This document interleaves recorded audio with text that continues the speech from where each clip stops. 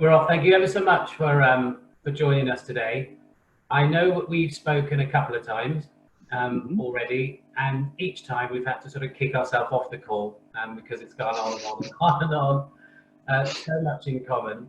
And I just wanted to, I suppose, formalize this conversation so that others can hear your background, where you've come from, what you're doing, your culture, your beliefs and values, and how you're trying to teach that or are teaching that now in a professional arena.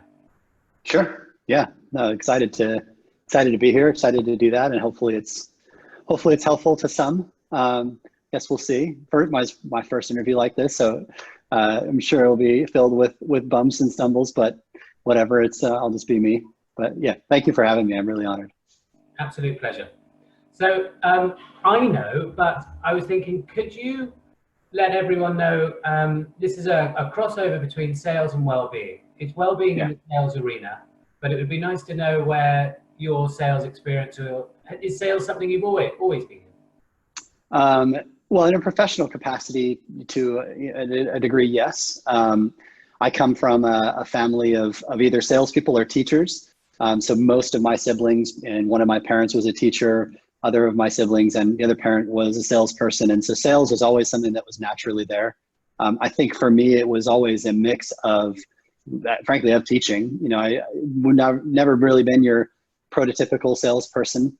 Not the kind of relationship builder or the socializer. It was always more about, educating a customer or a prospect on themselves, educating them on a problem they had, kind of diagnosing what could be done about that, and then, connecting a solution to it. So yeah, actually all of my professional career has had some element of that, even starting in working in a food market, basically repackaging produce to look well and connect with what, our customers wanted, all the way through to, leading, sales teams internationally, in the SaaS world. So yeah, it's always kind of been somewhere in that spectrum. What was your first job in sales? How did you get into it? First job probably more closely this sales was I was selling as a family business. My dad had bought a company that manufactured signs. So literally the neon signs or the signs you'd see on sides of building or along the sides of the road. They had a big metal shop and guys that would literally build these big things and put lights in them. I was in a commission only job. He gave me a chance to see if you like this sales thing. No salary, nothing. My job was basically go find people that needed these and made a living that way. I had one kid at the time, so it was pretty high stress. It definitely created you needed some grit to get through that, to prospect, and everything was down to what you sold. You only got to eat what you killed, in other words.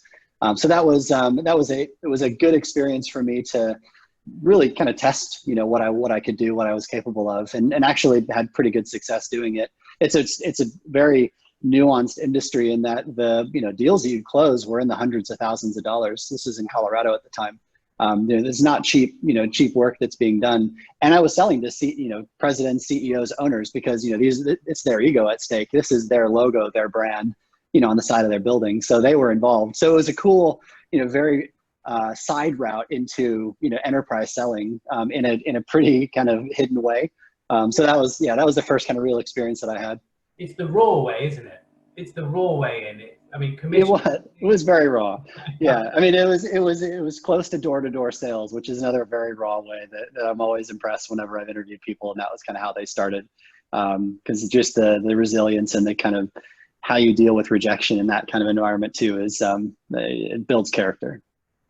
And so you must have, I suppose, when I started my sales career, those were the best in terms of learnings, and in some cases the best times because everything's new.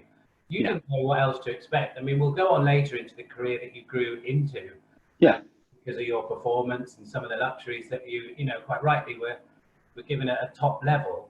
But at that level, right at the start, like you said, it was sell or go home, really, isn't it? Commission. Right. I mean, if you didn't sell anything in a month, you didn't make anything that month.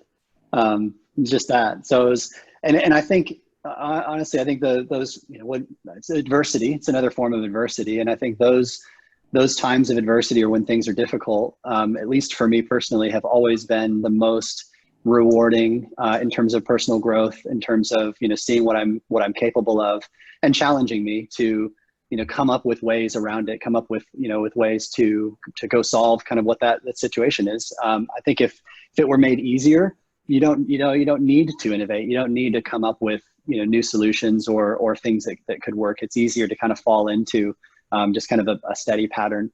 And, if I look at other times of my career where that dynamic has changed, it very closely matches the trend line of my own kind of satisfaction and fulfillment versus, kind of not feeling as good about things. When I'm challenged is when I've always been at a peak.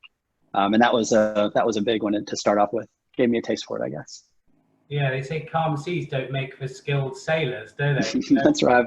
I've heard the driving version. Straight roads don't make for good drivers, but same thing. We could write a book.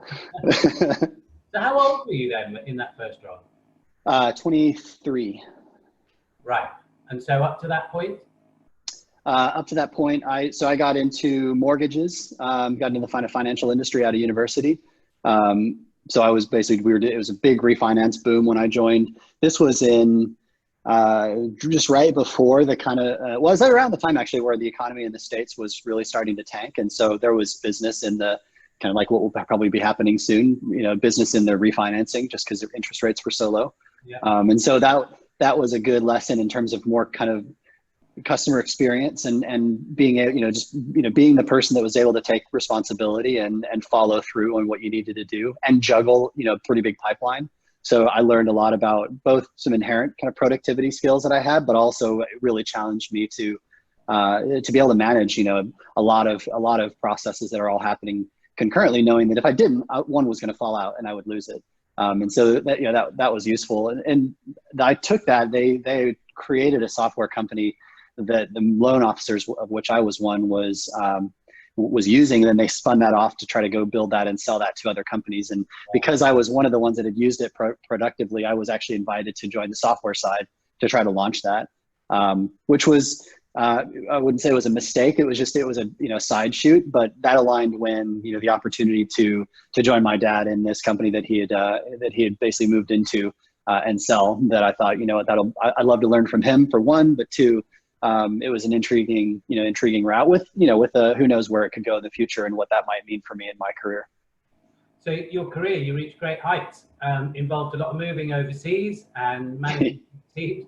How did that start? How did you get into it? And tell us about that career progression in sales. Yeah, well, I mean, just about all of it from that point, onward was all within one company. But it was a number of evolutions and different stages, both for my own role, my own career, as well as even the company itself. So there's a company called Bizarre Voice. They do ratings and reviews and other forms of kind of word of mouth, marketing for brands and for retailers, mostly known for retailers. So here, if you shop on John Lewis or Argos or Tesco and you read reviews about a television or Carrot, that's their software. So my job was basically go sell that to companies. And, in the earlier days, it was in the very beginning stages of kind of the social media boom and businesses realizing that there is, marketing value and business value in the whole social thing. This was just another form of kind of social validation. So I was given a chance coming out of the sign business when the economy really did tank, and even any form of new construction basically meant there was just nothing else to do. So I went off to look for something else, and very grateful for a good connection I had with one of Bizarre Voice's customers that allowed me to get a shot working there. Relocated the family to Austin. We were in Colorado at the time. I think I did a good job of kind of pulling the wool over them of not being a very typical person, like coming from a sign trade, just not your typical people were coming in from LinkedIn and from Salesforce and other companies that, had probably a more matching pedigree. For me, it was, I guess I just showed that I could be scrappy. And they had a good test involved that I was able to present, and kind of show what my sales ability was like kind of in real world. If that didn't exist, I don't know if I would have had a chance, but thankfully it did. So they relocated us to Texas. A lot of people wouldn't have even gone for that interview based on what you've just said, because there are so many people that think I can do that sales job. It looks great, the packet, but I'm not what they look for on that list. So, yeah, maybe. I don't know. For me, I'm I'm very confident in my ability to go take something on. I guess it's back to like seeing different challenges and putting myself through, through the ability to do it. And I don't look at things like that as that's not for me. It's more of a, let's see if I can do it. Let's give it a shot. And I basically made it my job to go get that job, honestly. So I saw YouTube videos of the culture that they had. I, read everything. I watched every webinar. And when I knew this presentation was happening, like I spent weeks like perfecting, like I basically onboarded myself as if I worked there because I wanted this job.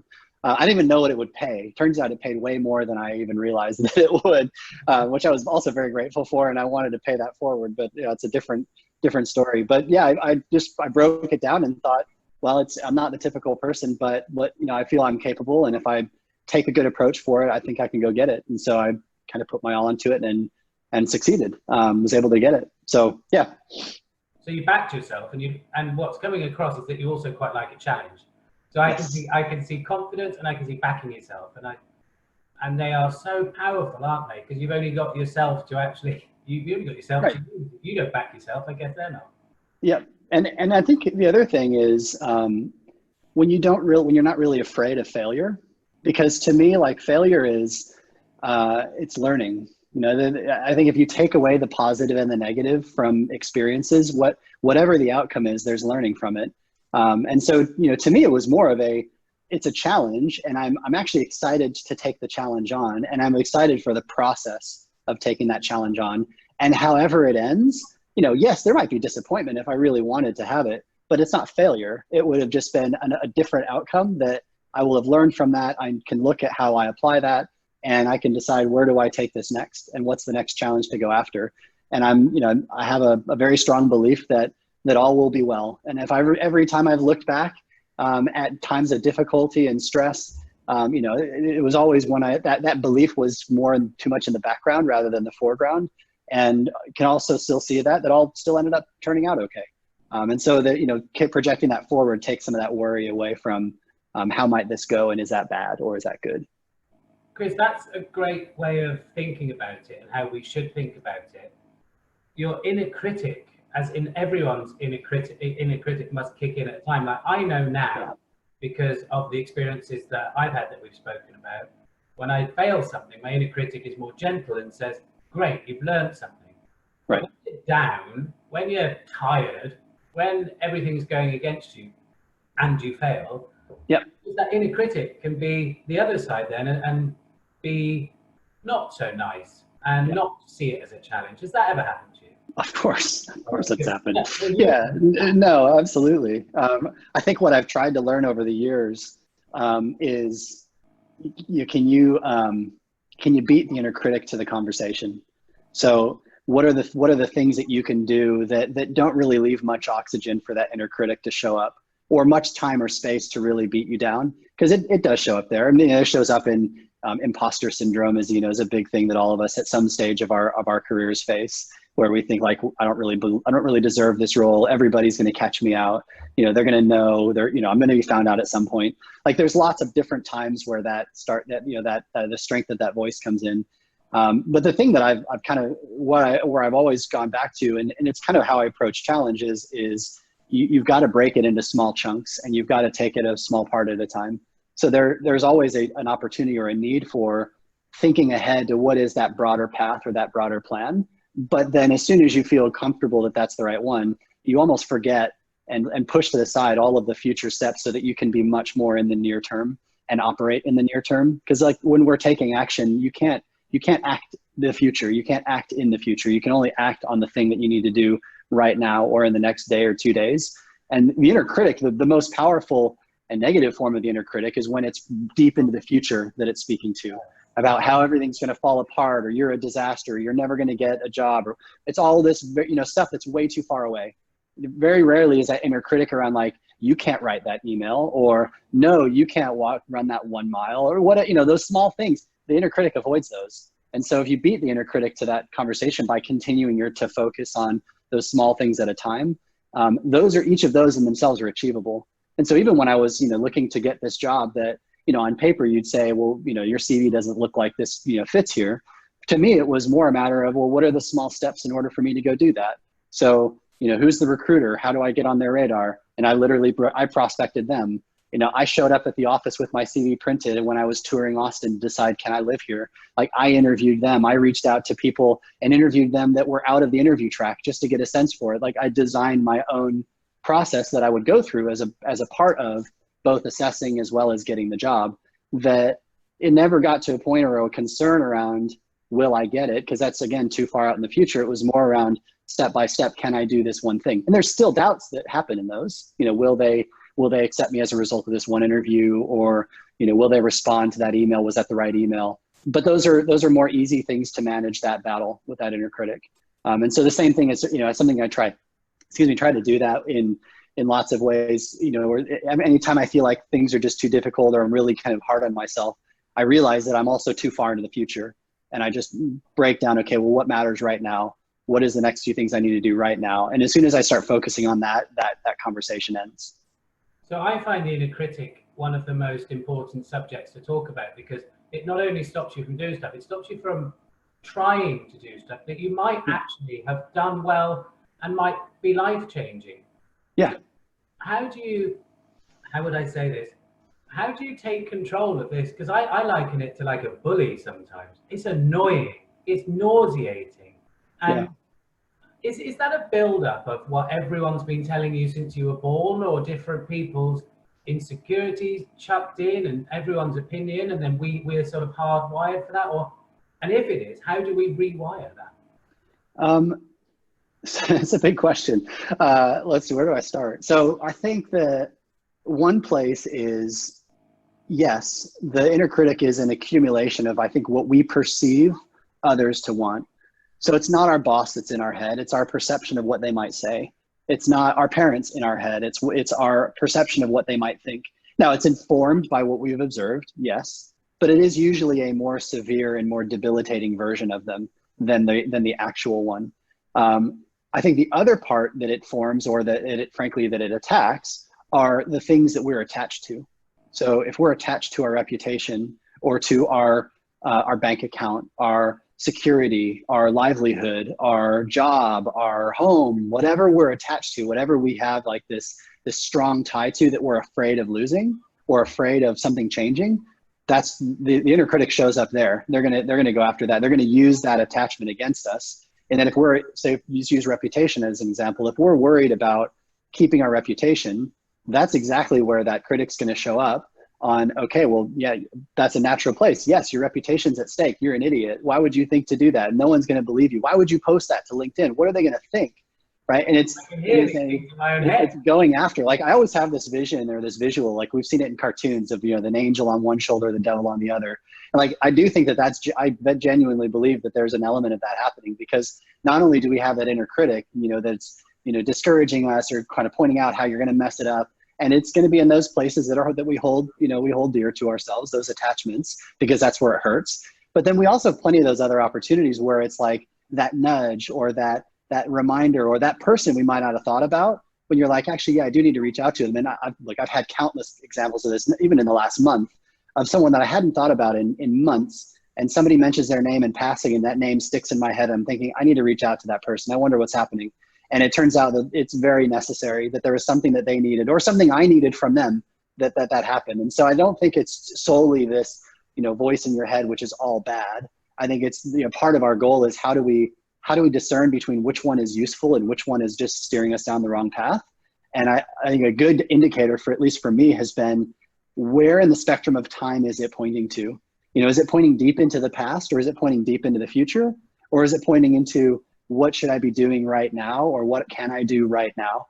The more near term it is, the more likely that it's pointing towards, activity and action that's going to be useful, versus, something to basically stall you or prevent you from taking action, in some way, shape, or form. I am lost in this. I'm absolutely lost in this, because this is this is probably the biggest factor in my life, and has been, certainly in the last 3 years, is that inner critic. One, if it's meant to be looking after you and keeping you safe, which some people say, it's not keeping me safe, because it's not pushing me, it's not challenging me. I'm getting stuck in the current position. And I just think there's going to be so many people listening to this that are going to want to get hold of you and say, it's my reputation. I'm worried. I'm worried what people think would probably be there right up the list. And yeah, you know, you look at Tyson Fury, or you know, for an example, he could have been so worried about his comeback into boxing that he just didn't bother. And yet, look, he did. He must have had, what did he have? People like you around him to silence the critic? Yep. I think there's, so the thing that I try to do, and a thing that I know that helps is, for one, write it down. Whatever the critic is saying, write it down. Because when the spotlight is put on it, what's true and what's not true becomes a lot clearer. You know, because it's very rarely a very clear thought in our head that where it's kind of dances around it, but it just keeps you in this kind of mode of just feeling stuck, feeling, you know, negative. You know, it's not it's very, you know, cloudy. Like a word words that always come to me when I'm kind of in those points in time is like, feels really foggy, really vague, really cloudy, like nothing's clear. You know, just this visual of like, you can't really see your way around. As soon as you write down or try to write down what is really happening, how would I put into words what's happening in my head? And then, you know, comparing that to things that, you know, write down in a separate column alongside it. What are the things that you know to be true, even still now, things that you know to be true? Look at accomplishments that you've done, people that you've helped, stuff that you've been able to achieve, stuff that you know how to do. And very quickly, the reality of what's true and what's not true starts to become clear. And it takes some of that, you know, criticism away. It silences, you know, it to a degree, to at least to a point where you can then say, okay, well, what should I go do next? What is one action I can take that would go help? One thing, and it's kind of a side sheet, but it's something I love and I really admire him for. There's a great kind of speaker who I follow on LinkedIn named Darren Roberts. He was a coach in the NFL. He does speaking and writing now, and he's doing this thing around micro wins, where every day he's writing down very small things that he's going to do that day. He does one for work, one for his family, one for his health. And at the beginning of the day, he's literally putting a photo of what he wrote down. At the end of the day, he's saying, was I 3 for 3? Was I 2 for 3? Was I 1 for 3? And then he does it again the next day. And it's that small action, you know, goes back to what I described about this bigger process, but doing it small bits at a time. Once you get into that state of you've basically brought the light into the conversation of what that critic is trying to tell you, to a place of like, okay, what do I think is real? What do I think is just noise? And what action do I go take next? What can I go do next? And inevitably, you're going to start some momentum, some new ball rolling, some new domino effect that will turn into future actions, until a case, you know, of course, something else is going to come about when you're knocked down and you're stalled and that critic comes back. But the same process works, you know, to start getting moving out of it. I completely identify what you said. When I've had my moments in the past, it's been like a snow dome. It's been like those things at Christmas you get, those ornaments, and you shake it and snow goes everywhere and you can't for the life of you see what's in the middle. Yep. And so what do? You start to panic, anxiety, looking into the future. It could be, I'm going to retire with no income. I'm going to not be able to pay for this. I'm going to be a failure. And you continually shaking it. Yeah. And it's only when you make a conscious effort, or it's brought about on you, to stop. Right. Calm. Let it settle down. Well, and you know what? So often you need someone that's not in that globe with you to help you see more clearly. So it could be a friend, it could be a family member, you know, it could be a coach. I know you work with a coach. For me, it's my wife. You know, she and I are very close. We've been married for coming up on 17 years. And she knows, she can see very clearly when I'm in one of those fogs. It's a very different version of me. And she'll be like, okay, let's talk about it. What's going on? And it'll take, you know, just as I described before, it takes effort to put into words what's going on in your head, because it's just not concrete. It's just all fuzzy. But just the act of having to put that, you know, into, you know, something tangible, just shining the light on it, like the critic retreats very quickly. It knows that it can't really play that game anymore, because there's going to be truth that's brought to it, which is just making it, like, bringing to light what's happening.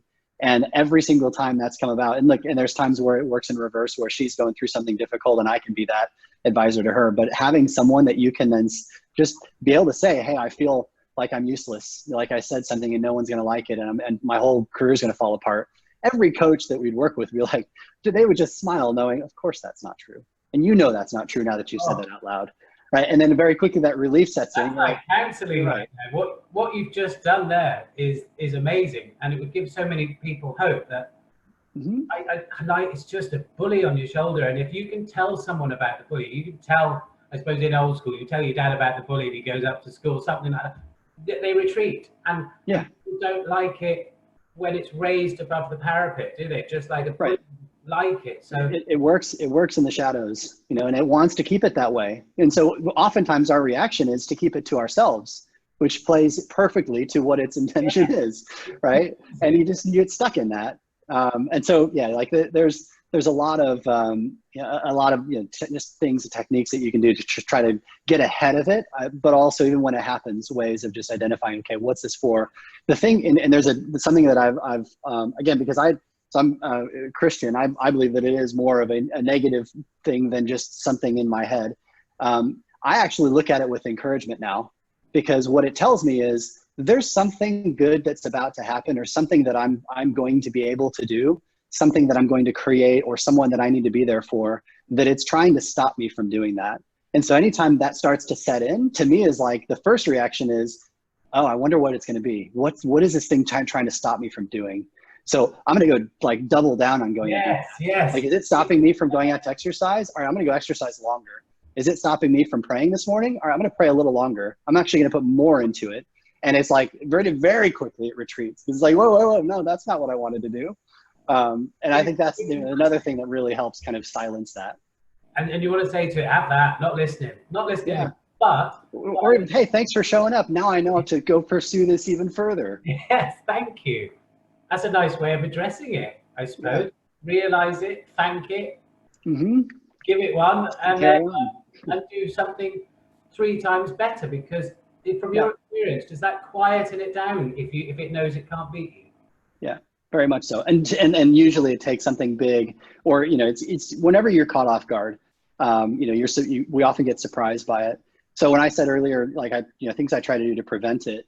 I'm very, in the scale of kind of introvert to extrovert, I'm very introvert. So I do a ton of just thinking. I'm in my head probably way too often, more often than I probably belong to be in there, but reflecting always. And one thing I always reflect on is, am I setting up my day? Am I living my day? Am I living my life? And my habits, are they conducive to preventing things from, creating that? So examples of that, when do I go to bed? When do I wake up?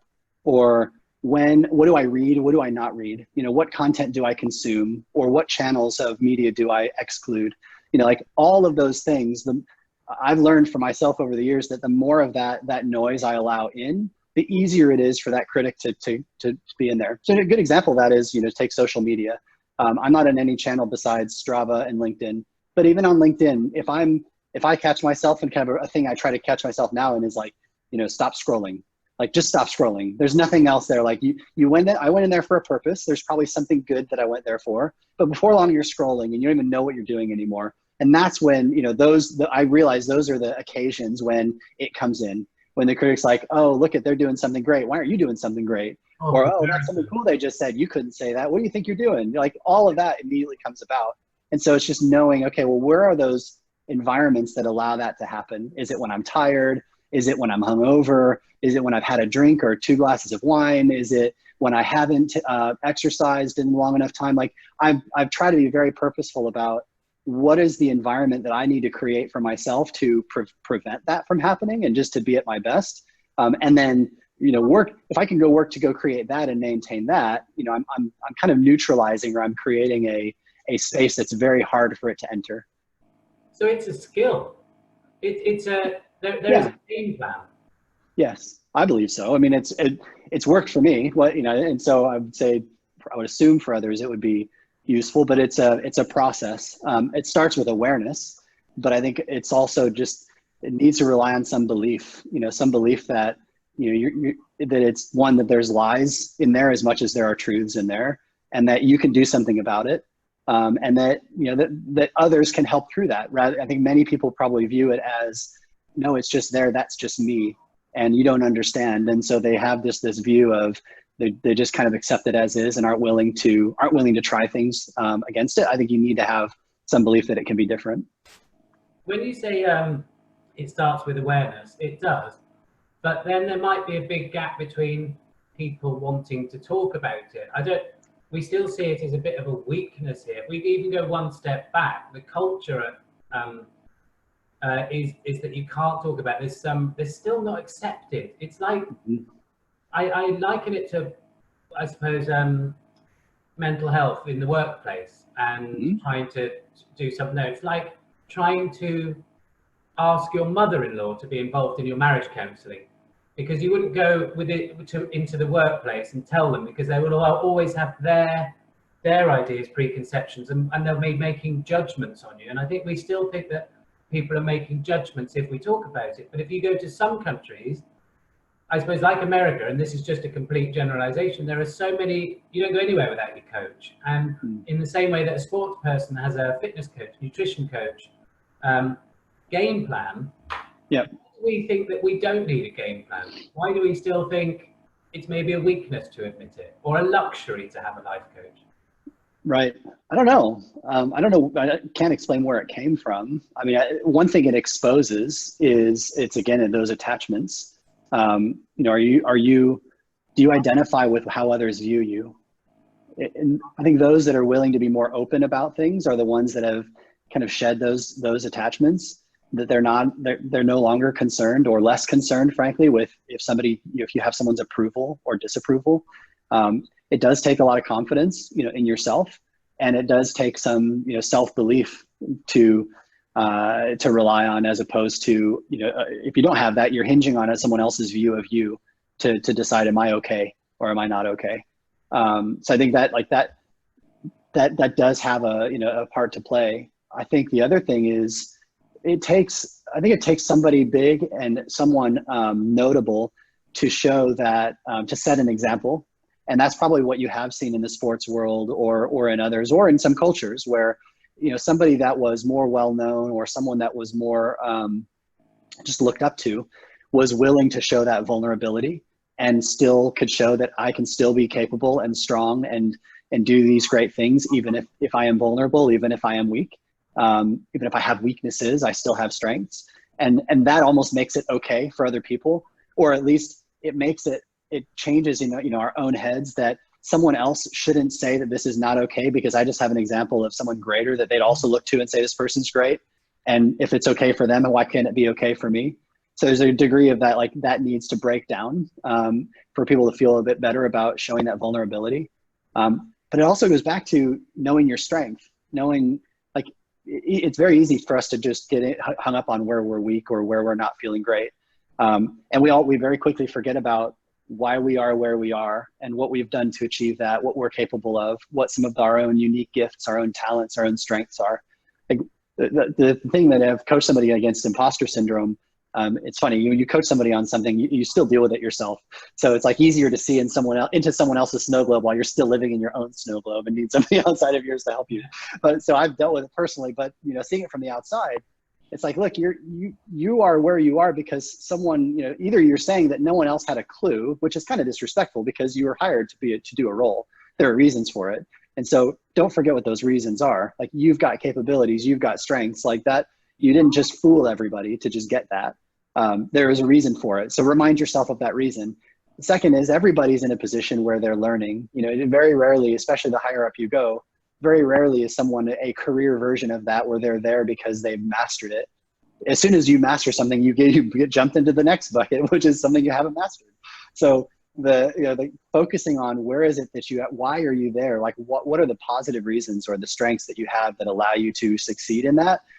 Makes it a lot easier to be open about those weaknesses. Again, because it helps you build that self-confidence. You're not as worried about showing that vulnerability. So if you ignore those strengths completely, you know, the absence of, or the presence of those weaknesses makes you look like a pretty miserable and a pretty useless individual. And you don't want people to think that about you.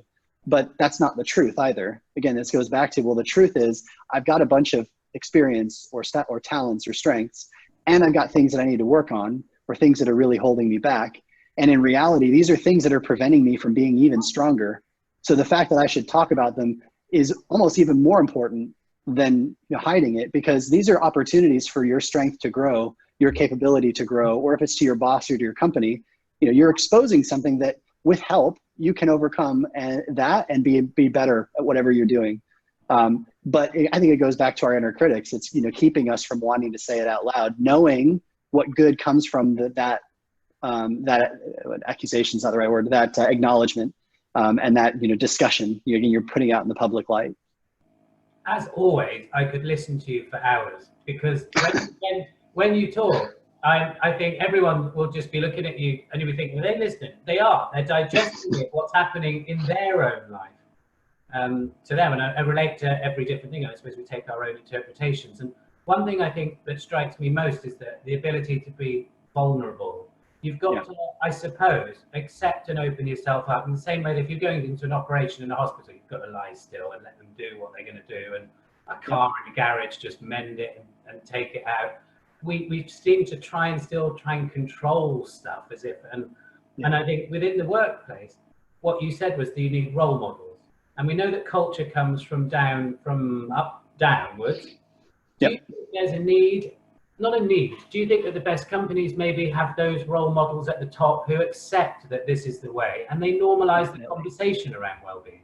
Absolutely. Like, I think that if you were to just go out randomly poll people or ask people interviewing them about which leaders that they worked for that they've been the most inspired by, I would be absolutely shocked if you didn't find a common trend of people that showed vulnerability, that were honest about their strengths, but also, humble about it, knowing that there was more work to be done. Someone that viewed others as equals, that were, that saw themselves as a human being with, good things and flaws and things they need to work on, and, trials, tribulations, just like everybody else. That would be a very common set of observations, I think, that would come about where people, like, they want to work for that person because they feel that they're real. They can identify with it and they're inspired by it. I think we're less inspired by people. Maybe we're initially inspired or impressed by someone that doesn't feel real, but it wears off pretty quickly. We're gonna get some entertainment here in the back. That would be fun. Well, the conversation we've had. I mean, this is the lovely thing about working remotely. I've met you traveling. I know your daily schedule. Yep, that's right. This is part of why. I mean, how else could you get into people's homes? You wouldn't go and have a vlog with a CEO of a company and suddenly see their children be invited into their living room. And this has happened to me so many times over the last few years. So it jumps you up the queue when we come out. Yeah, he's number 3 of 4. So I must say the amount of time and the opportunity, frankly, to spend more time with them, give back to more of them, has been a huge blessing. Is one of the reasons I wanted to shift kind of career-wise into something that gave me more time to be with them. What's up, buddy? What do you need? You want to say hi? Hello. Hi. How are you? Oh, he can't hear you. He said, "How are you?" You. Are you good? Okay. Can I come get you when I'm finished? Okay. Love you, buddy. Let me close this.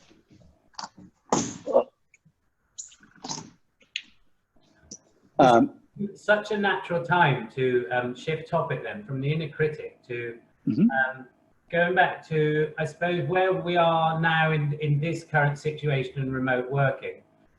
There's so much I wanted to ask you on the other one, but I'll leave that for you and your guys. For the next time, I guess. Yeah. So when we go on to well-being, and you talked about alcohol and things that bring you down, and I thought that the alcohol was, the inner bully was saying, I want you to drink this, it'll make it all go away, it'll make it better. Yep. But actually, in the back of its mind, it's thinking, so then I'm going to get you tomorrow morning when I'm weakening you to get you even better. Totally. Yep. And you've spoken to me about your lifestyle, your early morning rising and everything. Tell us about it. How do you get rid of this inner critic? What do you do to take control? What's your... So a lot of it starts, the kind of the reflection. I spend a lot of time just, questioning or wondering, like, when things don't feel like they ought to be, of just digging into that. And I think this is kind of an aspect of what, I guess I bring to when I work with people is just, it's a lot of questioning, and I interrogate myself, like, okay, I feel this way. Why do I feel this way? What am I worried about? Okay, if that happened, what would happen next? And then what would happen? And why is that an issue? Okay, that's an issue for this reason. Okay, well, tell me more about that reason. Why is that really important? What if it didn't happen? What else could replace that? And so there's lots of just kind of digging around, trying to just understand and unearth, like, where is the reality in this? And if there's, good reality, good truth, then, you expose it and you can build around it. But more often you find some lie that you're able to, dismiss from your life. And so you can say, okay, well, so like for me with alcohol, it was, I found that if I, the lie was, oh, well, you've had a long day, you're tired, you need a glass of wine. 2 is not too much. Have 2 glasses of wine. You're going to feel so much more relaxed. You're going to be able to be there for the kids.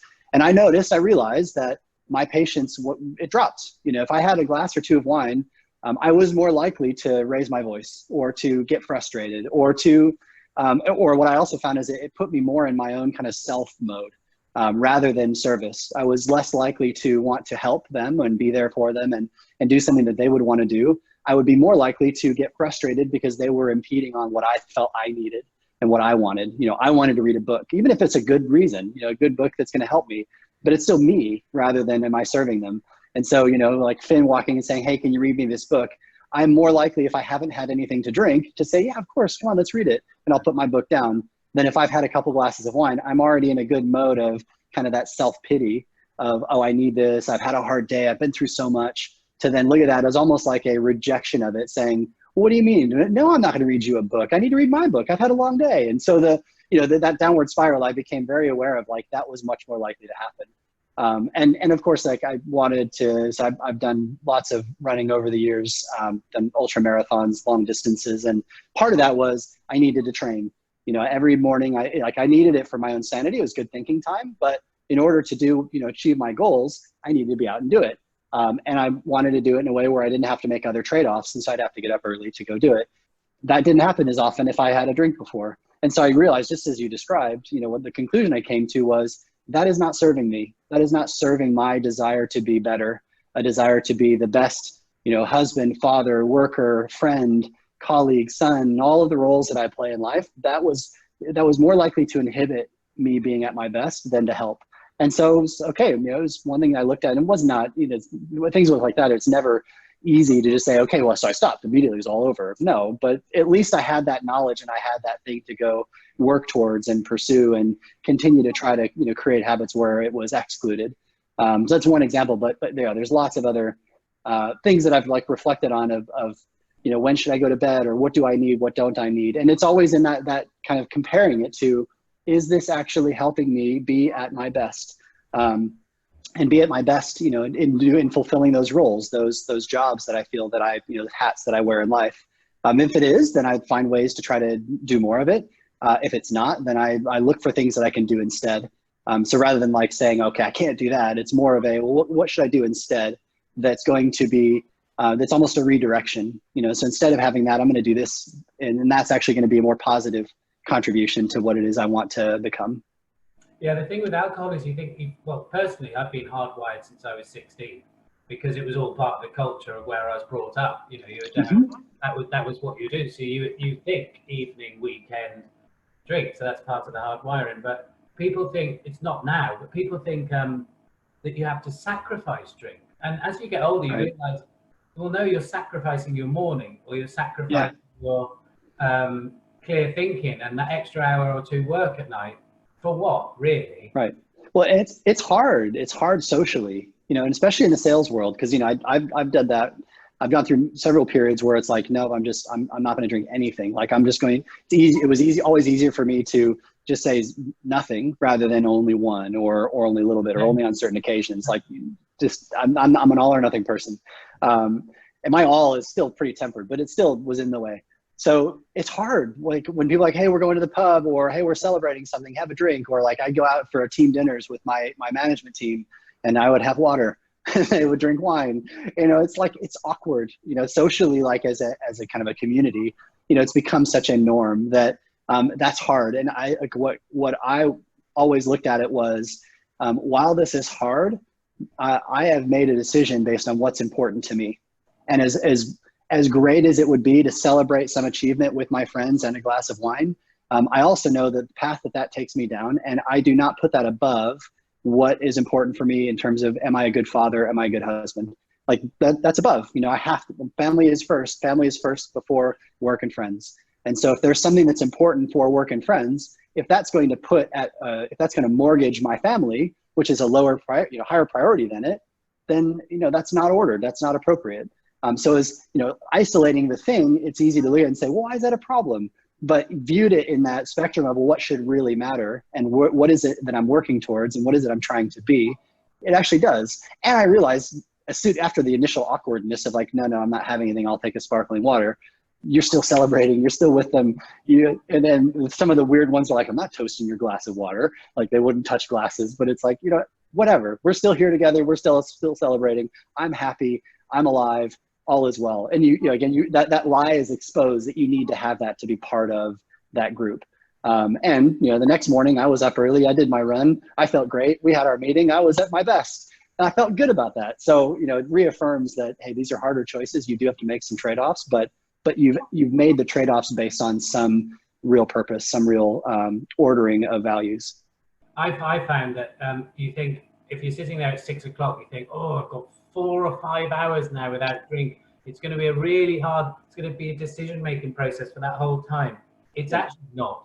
Once you get that pint of water, or you've had a cup of it and you have one, that decision, the rest is okay because you've made your decision. So the anxiety comes from the state of do I, don't I, inner critic, common sense, everything else. But once that decision's made, you're actually really proud of yourself. You're proud of yourself. And I think it's important to remember that you're choosing something else. It's not that you're rejecting it. You've decided to choose something else.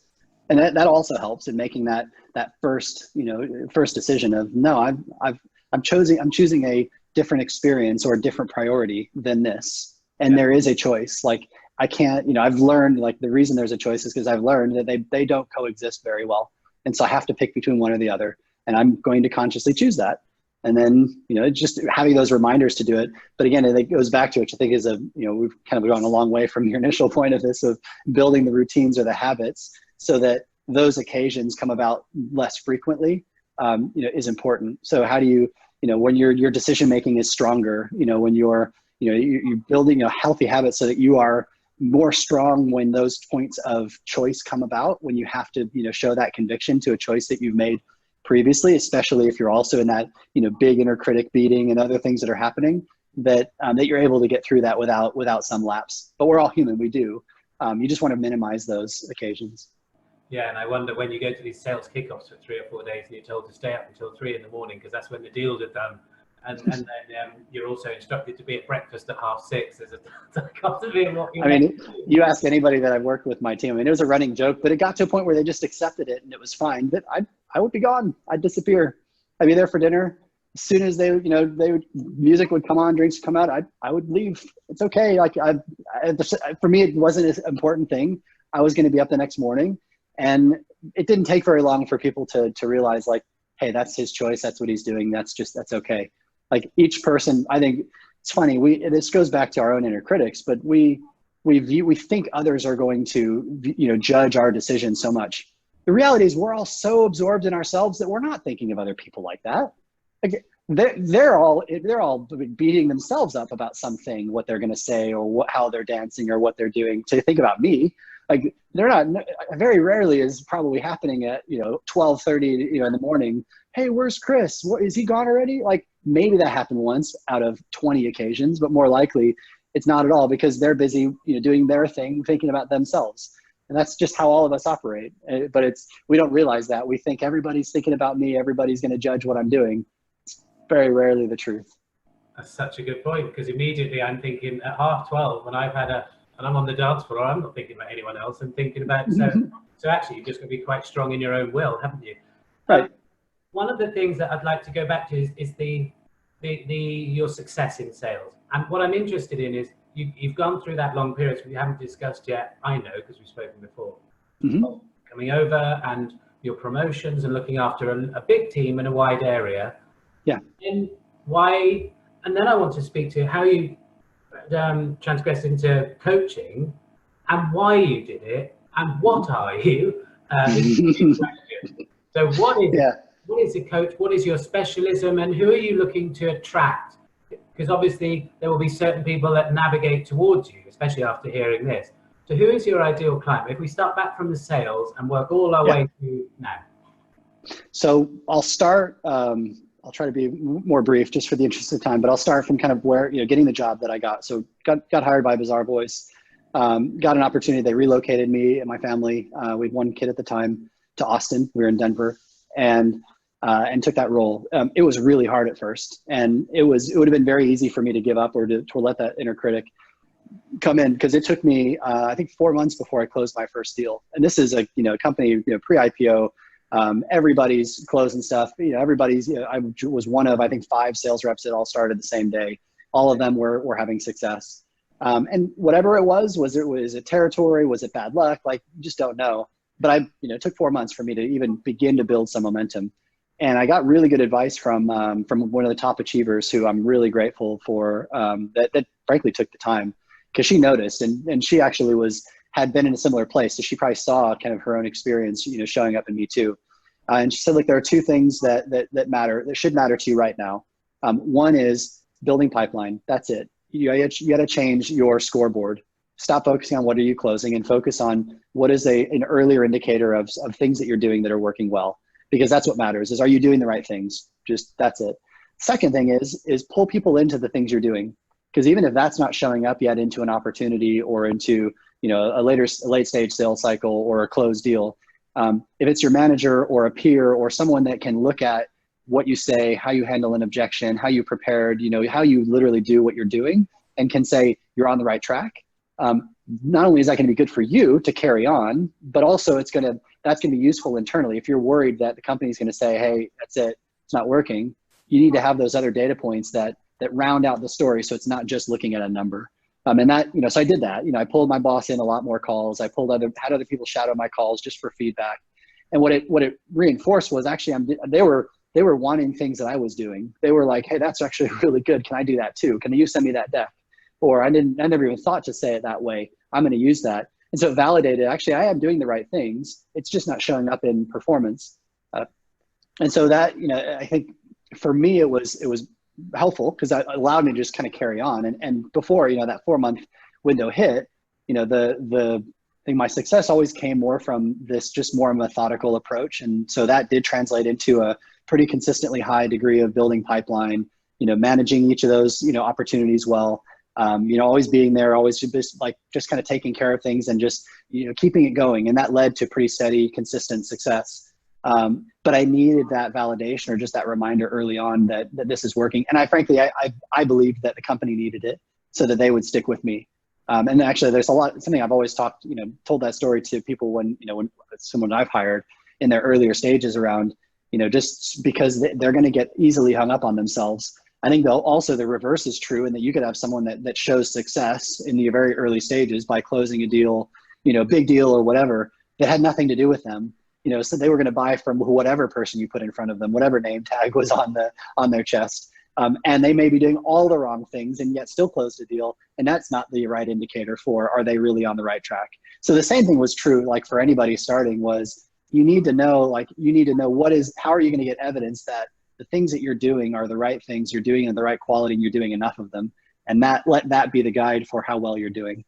So anyway, that turned into what became the first 2 years at Bazaar Voice of pretty consistent success. I was in the department that was kind of ignored in the company. It was a new branch of business they were going after, a new segment of the market they wanted that we thought that we could win. I say grateful because it allowed me to kind of stay in the shadows. I didn't have to worry about experimenting or trying new things or creating new stuff. I didn't have to feel like I need to use the material that someone gave me or follow some process that they said you have to follow, because we could just, we were building it as we went.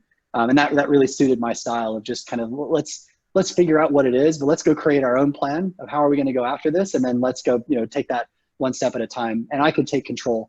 And so, I think that was one of the big enablers of what allowed me to be, to be successful, to achieve the way that I did. That turned into an opportunity to relocate here to the UK. We'd always wanted to have, my wife and I, we did a backpacking trip just after we were married into Europe, and just fell in love with it. We left early because we're like, we cannot stand staying in hostels. We're married. This is stupid. We don't have any money, but we want to see all these places. We're coming back when we can actually experience this. And that kind of stuck with us. We wanted to have those experiences. We loved the culture. We loved the variety of cultures. the lifestyle. And so there was an opportunity that showed up where, there was a need in our UK office that aligned well with the experience that I had. And my wife and I, she actually was the one that prompted it. I was like, hey, can I go? And our COO at the time was like, actually, that's a pretty good idea. Let's work through this. But literally from like February of 2012, the idea first happened, and I was living here in May of 2012. So just before the Jubilee, just before the Olympics. And it was just one of those things where I'd take that on, like we talked about, like the angel and the devil.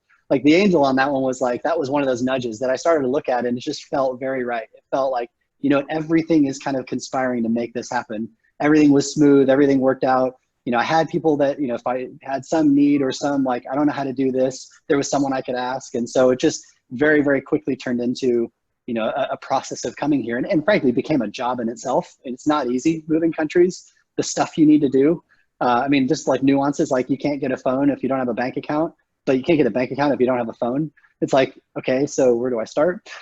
Just all these little things that you run up against of just realizing like how hard that is, and doing that amidst a change. That led to another lull when I moved here. It took me a good 8 months before, again, finding momentum as a salesperson in this market. A bit of it was learning, nuances, differences in buying styles between, British people, American people, and I was, pan-European for some accounts. And so I was, a lot of it got caught up in just the allure of, oh, I get to fly to Lisbon and go sell to Vodafone, Portugal. This is awesome. Without really like thinking about, I've got a job to do. Am I doing what's necessary? But that thankfully that didn't take too long, and shifted into, back to the success I had, which translated to management, getting a nod to do that. And spent 3 years doing that, and then a couple of years, leading further. I'll pause there if there's something you want to ask or dig in before I ramble too long. What was the role you finished in? It was quite a big role, wasn't it? Yeah, so it formally wasn't a general manager. We'd shifted kind of organizational structures, but I was responsible for the sales teams across Europe. So UK, France, Germany, Nordics, Benelux. So I had 6 sales managers across those regions, about 26 salespeople reporting to them. Had at the time the SDR team for Europe, the solution consulting team, and the client success team. So it was basically it's kind of like, with the exclusion of marketing, it was kind of the revenue function for Europe, and kind of representing that so did that for 2 years. And maybe we do version 2 of this further down the line, when we look at the pressures that you're under when you're doing all that. And I know you spoke about the company then try to move its organization around, didn't it? And then that brought with it its own pressures. Yeah, there's a lot I learned about, well, just the difference in roles, for one, of what's required, what's needed. So much learning going from role to role that I picked up on. And you also learn a lot about yourself. What are you good at? What aren't you so good at? How does that align with what, someone good at that role needs to be? Do you grow into it? Do you compensate for it in some other way? There's a lot that I learned through there that led to me realizing, like, okay, there's a different path that exists for me, that I needed to transition into. The kind of short version of that was, and what I learned frankly about myself was, where I'm at my best and where I frankly enjoyed the most was when I get to work with individuals, when I get to work with individual people.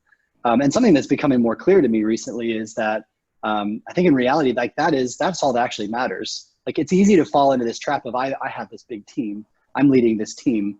Well, a team is just a collection of individuals. Yeah. And what I don't think so many leaders realize, and what I didn't realize at the time, was you can't lead a team, you can lead individuals. And what I didn't do very well was I didn't lead the individuals that were looking to me very well and encourage them to lead their individuals.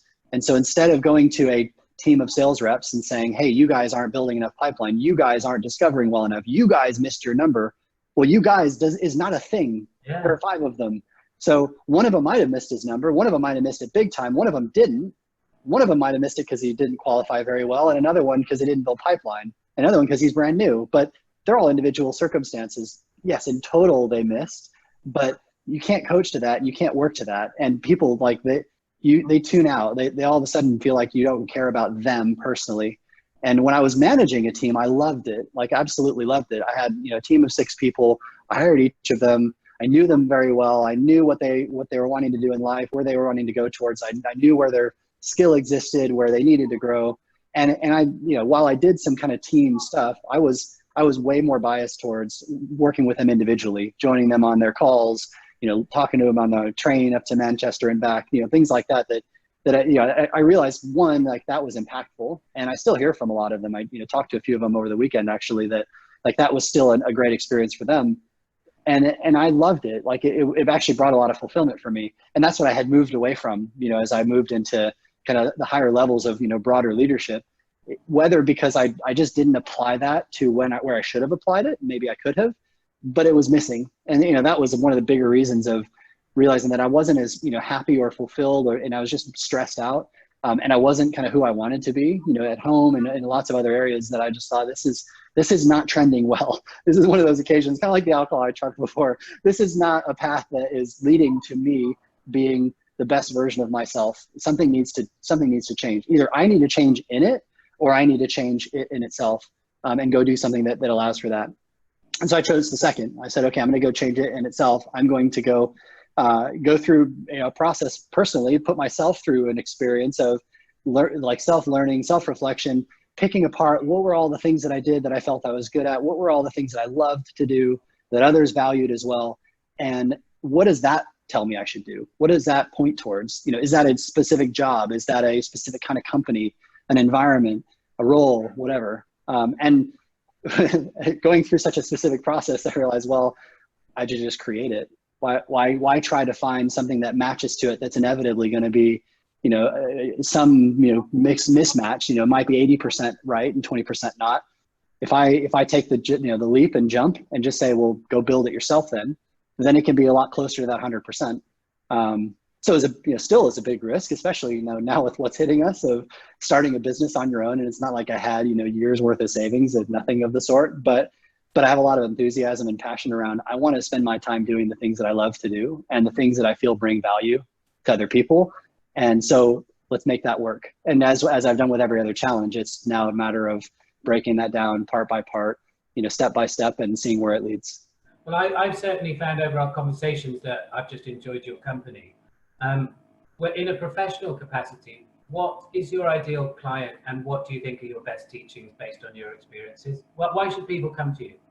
And when? Very different questions. Let me start with the first one. So my ideal client, I think it is what I kind of think of like as an emerging leader. So someone that is, I like the idea of being part of a formation stage as opposed to a reforming stage.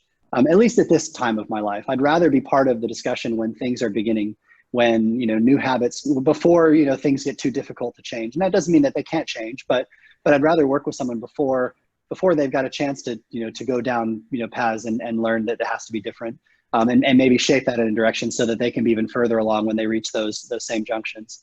So it's a lot of the folks that I'm working with are sales reps, just individual contributors, but those where they view themselves, in a year, couple years, 3-4 years time, a leader, someone that's progressed further. Now, it doesn't mean that they have to progress into management. That's a whole separate discussion. Like that's not the only career path for a salesperson, but it might be for them. Or it might be, more senior, salesperson, or it might branch into something totally different, that sales is an asset that they want to have along the way. But the way I would describe this person is someone that is, the company that I've kind of dubbed that this work is under is called Relentless Growth. And that's the mindset that I've always had, and the mindset of the people that I want to work with. Those that have this view that I'm always growing, I'm always learning, there's always more, there's always something that I can get better at, there's always something next to go do. Because there's a few things to me that I find refreshing that I like in that. One is the aspect of humility. When you're looking forward at what you can do next, you're not looking back and hoping that people are clapping behind you, applauding. You're not looking for the stage. In fact, you're already past the achievement because you're just thinking of what the next one is. That's like some big challenge you've accomplished. One of the detriments that I've had is I never celebrate. I probably should. But it's because I'm so it's like, cool, that was great. What's next? What can I go build on? What can I take, forward? And it's the process of that I always loved.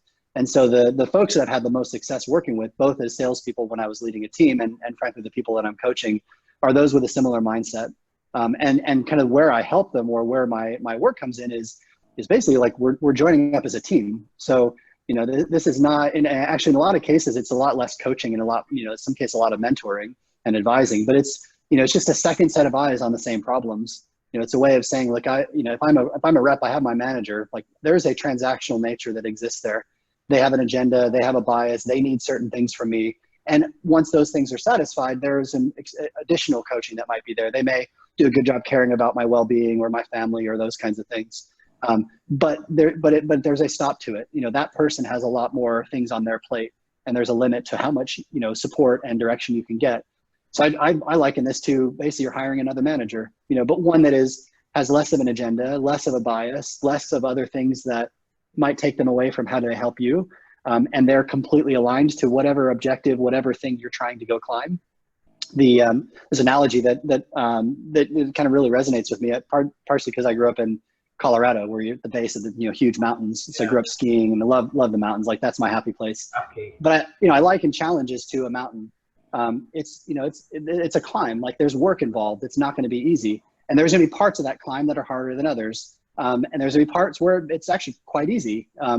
But the reality is, like, you're always climbing. There's always something to go do. And as soon as you get to the top of one, there's another mountain that you can go climb. And so I like to think of myself as someone that's joining someone on their climb, deciding, okay, what is this climb we're actually working on? Like, do we know what mountain you're even on right now?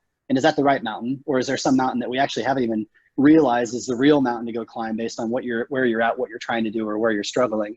But then my job is to climb with you. Let's lay out this path. Let's go figure out what is it that we need to work on? Where are we today? And take that same process, break down that big mountain into small parts. Okay, we're not going to focus on getting to this, huge elevation that might be months ahead of us. Let's work our way backwards to say, okay, what's the next week worth or 2 weeks worth? What are the things we need to do in there to show, and how does that work? What could get in our way? And just being that almost like a conscience to them along that path. I think how do we work through this? It's funny, isn't it? A lot of people are trying to climb the ladder, and there's the thing I just thought was, yeah, it's fine, climb that ladder, but just make sure it's on the right wall. Yeah. Make sure that when you get to the top, so it may be that, look, you're doing really well and all your energy and passion, but let's move the ladder, because even if you get to the top, that's not going to make you happy. Let's put it over there, and I guess that's where you add value.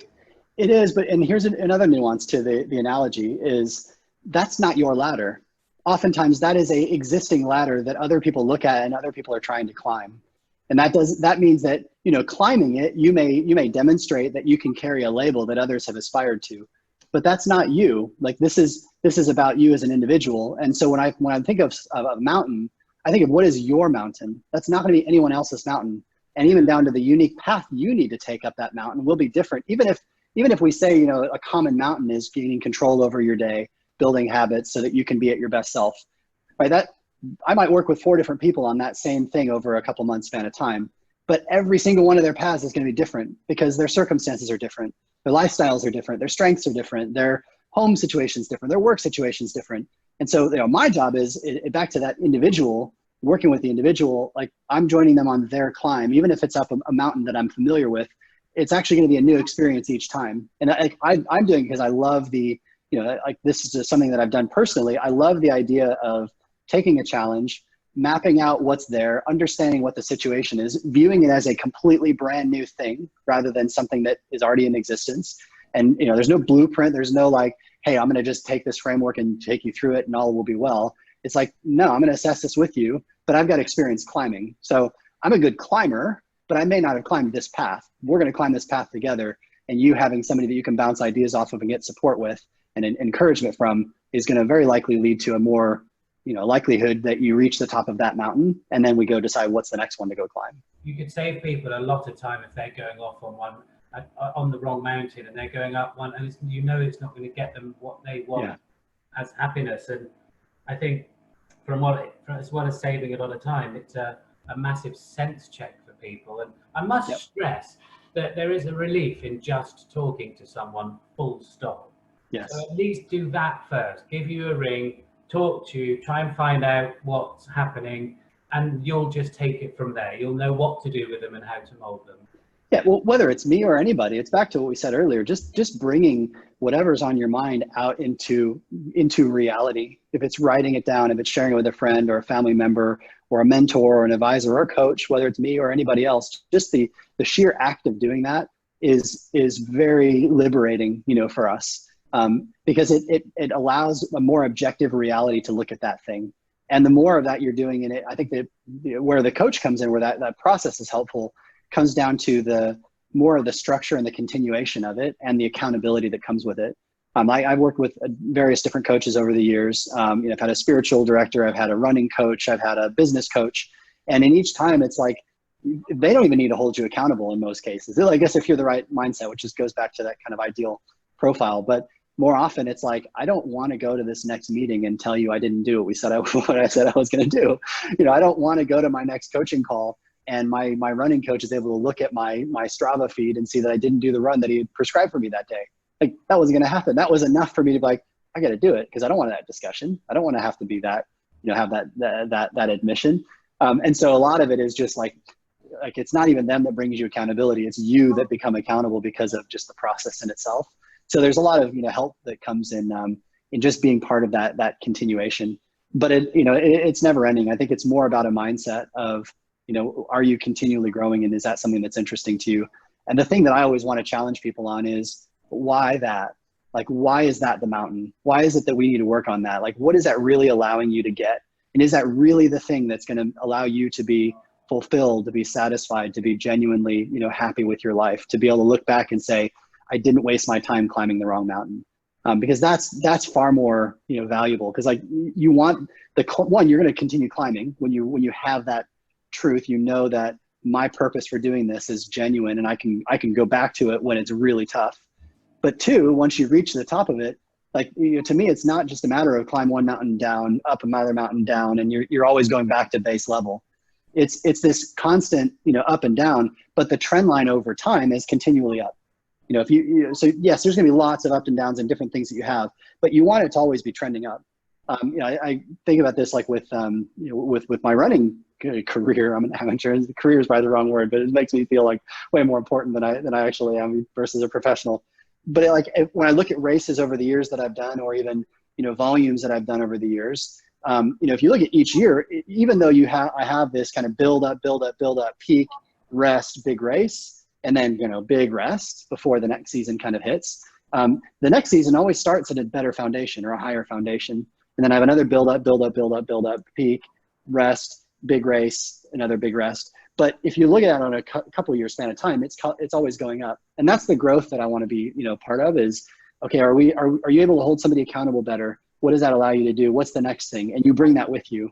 Or are you able to set better boundaries with family, with work, with friends? Are you, did you achieve your business goals, your sales plan, and allowed you to buy stuff, right? The things that brought you happy.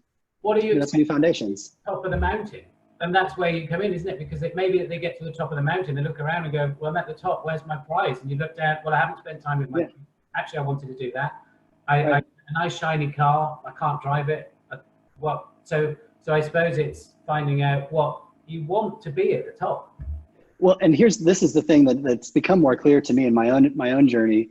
There's no destination, and the destination isn't in the future. The destination is the version of you that inherently you're intended to be, that you can be. And the mountain are all of the things inside of you that you need to work on to improve upon that get you closer to that. And this is a lifelong thing, and you're going to reach some end, right? Whenever your end comes, if it's soon, if it's late, if it's expected, a surprise, you're still going to reach, all of us are going to reach some end. Like we all die. We all know this. But putting your destination or tying your success to something that's not here in the present is like, it only leads to disappointment. We've all been down that road. But putting your work towards something that's allowing you to continually get better, you do the work in the present and you remain in the present doing that work. And as soon as that progresses, like you're always seeing this bar. If you're kind of rating yourself, you're always seeing this bar go up. Like that is a much more fulfilling existence to be in. Like that's a reality that's a lot more fun, frankly, and I think a lot more satisfying. And there's always going to be ups and downs, and it's just this continual process of how do you manage that, how do you balance that, and how do you keep the long-term trend to be up. So there are two things from that. One thing is I'm going to rewind that, and there was a lovely bit about it being a destination. I don't realize if you realize how fluent you said it. So I'm going to try and stop, edit it, both ends, write it down, stick it on a poster. The other thing is that the power of mindset. And I must follow you on Strava. So that's what I've taken you. It'll be a lot more disappointing right now. I promise. It's like this morning I did a 45-minute walk because that was what we wanted to do. Yesterday was like a 30-minute run. It may be in years to come when life allows for getting back into more extreme stuff. It'll be interesting, but that's okay. It's just different seasons of life. And we've got a 4 minutes to the hard stop. So I suppose in that, how would you? I mean, I look at your office, your gym. I can tell you're a healthy lifestyle mindset coach in terms of developing and finding out where people want to go. Where can people find you? And maybe that's not the best way to describe you. Well, so I'm working on a website that's not done yet. So in the meantime, LinkedIn's probably the easiest place to find me. Yeah.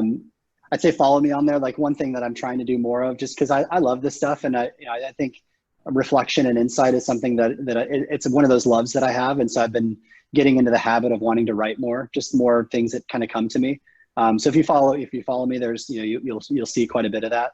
But also that's a good way to connect and just be in touch. And you'll be on the Wellity platform, which is a wellbeing platform that will introduce your services and products into our sales networks that we're all a part of. So and of course that.